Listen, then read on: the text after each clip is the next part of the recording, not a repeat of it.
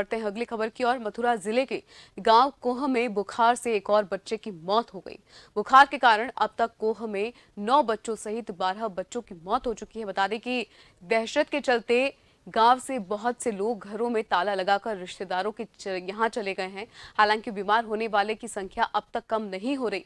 करीब 2 सप्ताह से बीमारी के कारण स्वास्थ्य की कई टीमों ने गांव में कैंप लगा रखा है। इसके अलावा लखनऊ और दिल्ली से आई टीमों ने गांव में आकर परीक्षण किया था और जांचों के आधार पर गांव में डेंगू, मलेरिया के अलावा जापानी बुखार की पुष्टि हुई है।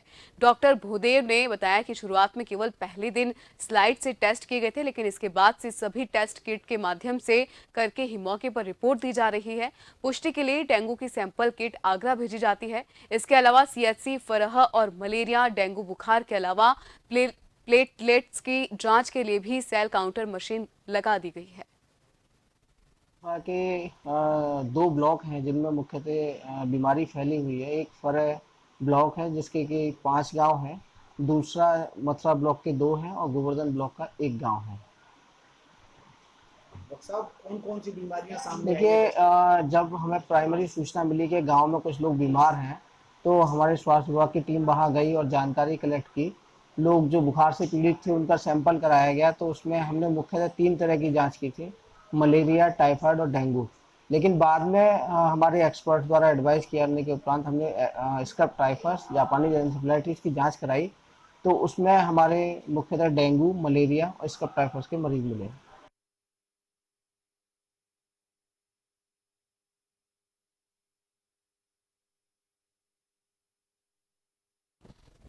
और इसी खबर अधिक जानकारी के लिए हमारे साथ मथुरा से गिरीश जुड़ चुके हैं। गिरीश, चूंकि 9 बच्चों सहित 12 लोगों की बुखार की वजह से मौत हुई है, क्या कुछ इसको लेकर अब प्रशासन द्वारा कहा जा रहा है, जो स्वास्थ्य प्रशासन है उनकी तरफ से? आशीष जी, मैं बताना चाहूंगा कि 1 सप्ताह पूर्व 8 बच्चों की लगातार मौत होने के बाद में पूरे गांव कोह में हाहाकार मच गया। तो उसके बाद लगातार परिवार परिजन बच्चों को लेके आगरा, भरतपुर और मथुरा के अस्पतालों में भागे। वहीं यहाँ जैसे ही मथुरा प्रशासन को इस बारे में जानकारी हुई, प्रशासन ने भी गांव की तरफ दौड़ लगा दी। लेकिन गांव में जाने के बाद प्राथमिक उपचार में वो बीमारी का पता नहीं लगा पाई। उसके बाद टेस्टिंग कराई गई। टेस्टिंग के बाद आरती जी, ये जानकारी अभी तक डॉक्टरों ने दी है कि ये डेंगू और मलेरिया जैसी जो बीमारी है, ये केवल ये दोनों बीमारियों से ही बच्चे पीड़ित हैं। और वहीं एक नाम और नया आया, वो जापानी बुखार, जिसको सुनकर वहाँ के जो लोग हैं उन लोगों में और दहशत का माहौल पैदा हो गया।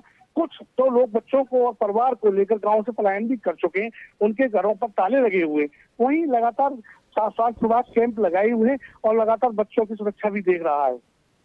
गिरीश, चूंकि मैं जानना चाहूंगी जांच में अब तक क्या कुछ सामने आया है, क्योंकि जब एक बच्चे की मौत हुई थी तभी जांच की गई होगी ना, तो उसके बाद बावजूद 12 बच्चों की जो मौत हुई है वो एक अपने आप में बड़ा आंकड़ा है, क्योंकि अभी भी मौतों का जो आंकड़ा है वो थमा नहीं है, अभी भी बढ़ता ही जा रहा है। तो क्या कुछ इसको लेकर कहना है?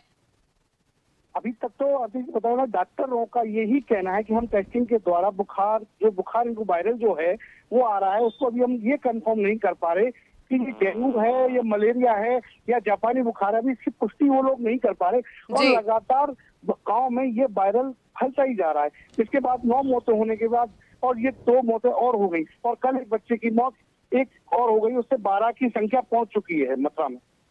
गिरीश, जानना चाहूंगी क्या जांच के बाद सैंपल्स आगे भेजे गए हैं ताकि जल्द से जल्द इस बीमारी का खुलासा हो और जो ये मौतों का आंकड़ा बढ़ता जा रहा है उस पे हम अंकुश लगा सके?